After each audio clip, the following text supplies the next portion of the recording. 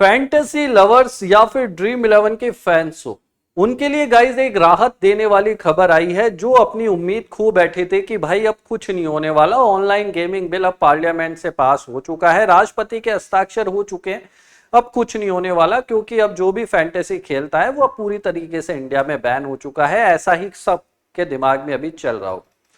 इसी के बीच में गाइज एक राहत देने वाली खबर आई है जो आपका शायद आपका थोड़ा सा दिल खुश कर सकती है। पूरा खुश तो नहीं करेगी बट थोड़ा बहुत आपको एक होप जरूर देके जाएगी कि भाई आने वाले टाइम में कुछ अच्छा हो सकता है और जो अपन फैंटेसी लवर्स है, जो ड्रीम इलेवन या अदर एप्स पे खेलते हैं, वो खेलना चालू रह सकता है।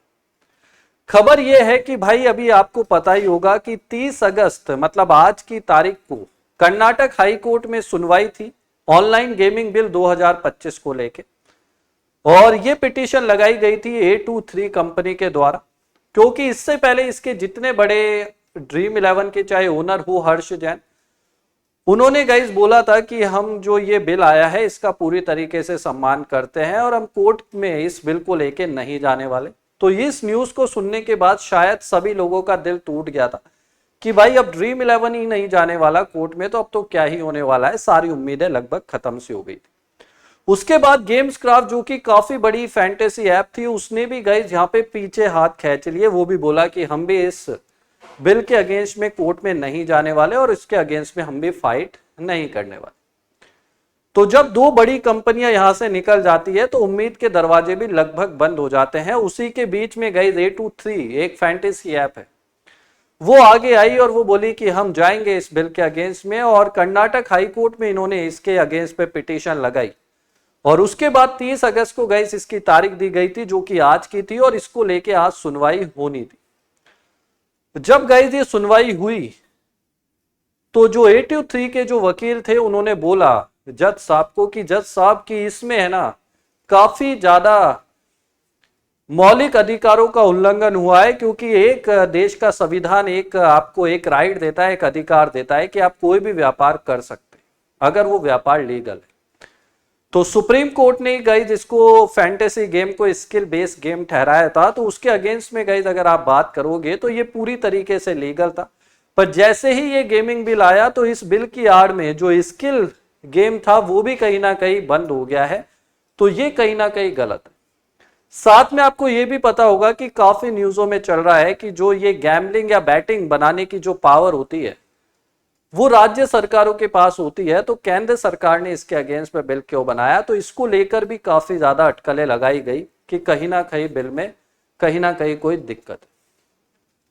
तो इसी न्यूज को लेकर और इसी चीजों को लेकर उन्होंने भी रिसर्च करी, और वो चीज सब वो लोग ज्यादा समझते हैं भाई, वो लोग वकील है। तो मैं तो केवल एक इंफॉर्मेशन ही लेके आता हूं जो मुझे सूत्रों के हवाले से मिलती है।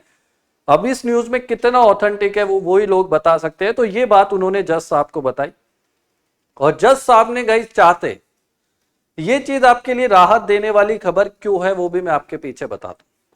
इसमें राहत देने वाली खबर यह है कि अगर इस बिल में कुछ खास नहीं होता, इस सुनवाई में कुछ खास नहीं होता, अगर उनको लगता कि यह असंवैधानिक नहीं है तो वो चाहते तो इस सुनवाई को यहीं पर ही खारिज कर देते।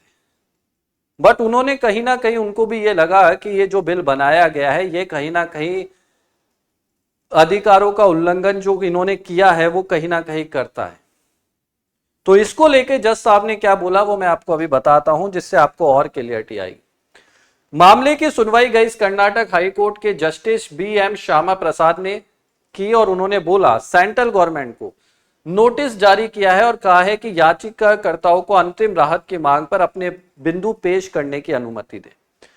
मतलब उन्होंने सीधा सेंट्रल गवर्नमेंट को बोला है कि भाई आप इस पर अपना जवाब लिख कर दे, आप अपना जवाब पेश करें। और इस जवाब को पेश करने की तारीख उन्होंने दी है, यहां पे मैं आपको बताता हूं।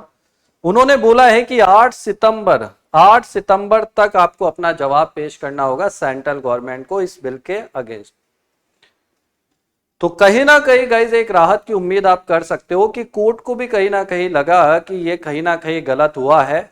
अब वो गलत है सही है, इसकी सुनवाई अब वो 8 सितंबर को करेंगे, बट कहीं ना कहीं उन्होंने सेंट्रल गवर्नमेंट से इसको लेके जवाब मांगा है। अब क्या डिसीजन आएगा वो तो अपने को बाद में ही पता लगेगा, बट एक कहीं ना कहीं एक उम्मीद की किरण जगी है कि हो सकता है कि वो इस बिल पर रोक लगा दें। क्योंकि आपको बता दूं गाइज, वैसे तो हाई कोर्ट को गाइज इतनी पावर होती नहीं है कि वो किसी भी बिल को वैलिड या इनवैलिड डिक्लेयर कर दे, बट वो कहीं ना कहीं इस पे इंटरिम स्टे मतलब अंतरिम राहत दे सकता है, कि रोक लगा सकता है बिल पे, कि अभी के लिए इस पे रोक लगा देते हैं। अब ये सही है या गलत है, आप सुप्रीम कोर्ट में जाके इसको लेके फाइट करो, फिर जो भी वो बोलेंगे वो ही मान्य हो।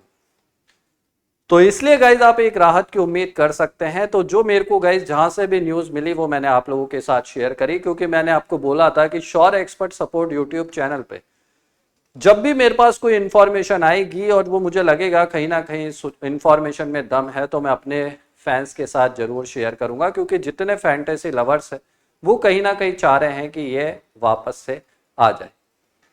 तो इस बात में कितनी सच्चाई है, अपनी कमेंट सेक्शन में जरूर राय देना, और इस वीडियो को ज्यादा से ज्यादा लोगों को शेयर करना और लाइक करना, ताकि जो फैंटेसी लवर्स है उनका भी थोड़ा सा दिल खुश हो जाए, और चैनल को सब्सक्राइब भी कर लेना। ठीक है भाइयों, नमस्कार।